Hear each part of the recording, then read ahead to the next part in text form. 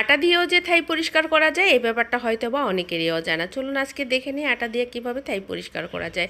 রুটির জন্য আটার ডো তৈরি করেছি। আটার ডোটা যখন তৈরি করবেন অবশ্যই সেখানে কিছুটা তেল ব্যবহার করবেন। এরপরে চিপা চাপাগুলির মধ্যে এভাবেই ডলে দেন। দেখেন খুব সহজেই কিন্তু এখানে ময়লাগুলি আটার সাথে বেঁচে চলে আসবে। আর আপনি যদি এখানে ন্যাকড়া অথবা ব্রাশ ব্যবহার করেন সেক্ষেত্রে দেখা যাবে যে ন্যাকড়া বা ব্রাশের সাহায্যে এতটা ভালো পরিষ্কার হবে না, ময়লাগুলি নিচের থেকে উঠানো যায় না। কিন্তু আটার মধ্যে কিন্তু খুব সহজেই নিচের ময়লাগুলি একদম চুপকে যায়। দেখেন আটার মধ্যে কি পরিমাণ ময়লা জমেছে। একবার হলে ট্রাই করে দেখবেন, এটা কিন্তু অনেক সহজ।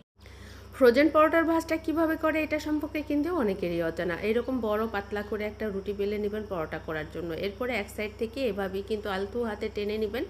এরপরে এটাকে পেঁচিয়ে পেঁচিয়ে একটা পরোটার শেপ দিয়ে নেবেন। এরপরে বেলে ভেজে দেখেন এটার যে লেয়ারটা আসবে একদম ফ্রোজেন পরোটার লেয়ারটা চলে আসবে। টিপসটি ভালো লাগলে প্লিজ একটু ফলো, সাবস্ক্রাইব, লাইক, কমেন্টস করে যাবেন।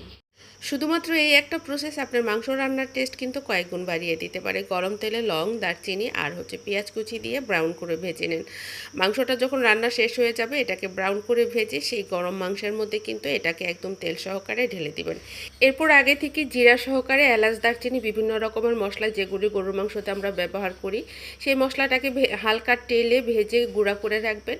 রান্নার শেষে এখান থেকে কয়েক চামচ দিয়ে দিবেন। আপনার মাংস কতটুকু রান্না করতেছেন সেই অনুযায়ী। আমি যেমন 5 কেজি রান্না করতেছি আমি সেই আন্দাজে দিচ্ছি। আপনি আপনার মাংসের আন্দাজ অনুযায়ী এই মশলাটা দিয়ে দিবেন। এরপরে ভালো করে নেড়ে চেড়ে বলক তুলে নামিয়ে ফেলবেন। তাতে করে দেখবেন আপনার মাংসের টেস্টটা কিন্তু কয়েক গুণ বেড়ে যাবে।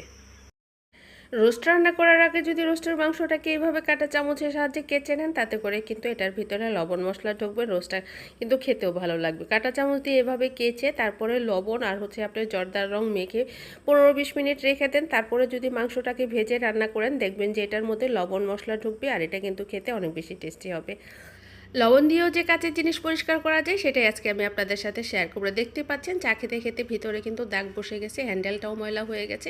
এটাকে আজকে আমি পরিষ্কার করে দেখাবো কিভাবে পরিষ্কার করা যায়। এটাও দেখেন হ্যান্ডেলটা কিন্তু একদমই ময়লা জমে গেছে। চলুন তাহলে দেখে নিই। প্রথমে গরম পানি নিয়ে নেবেন, এর মধ্যে কিন্তু কিছুটা লবণ দিয়ে দিয়েছি আমি। তার মধ্যে কিন্তু যেই জিনিসটাই আপনি পরিষ্কার করবেন, প্লেট হোক, পেয়ালা হোক, কাপ হোক, পিরিচ হোক, যাই হোক, গরম পানিতে কিছু সময় ভিজিয়ে রেখে তারপরে এইভাবে একটা তারের মাজনিতে লবণ নিয়ে আপনি ভালো করে মেজে নেন। যে অংশগুলি বেশি রকম ময়লা জমে গেছে সেই অংশগুলিকে একটু বেশি ঘষা মাজা করেন। এরপরে পুরো পেয়ালা বা যে জিনিসটা আপনি ধোবেন পুরাটাকে মেজে নেন। এরপর আমি অফ ক্যামেরায় আপনাকে ধুয়ে পরিষ্কার করে দেখাচ্ছি যে এটা কতটা পরিষ্কার হয়েছে। যে কোনো ধরনের জিনিস কিন্তু আপনি এই টেকনিকে পরিষ্কার করে নিতে পারবেন।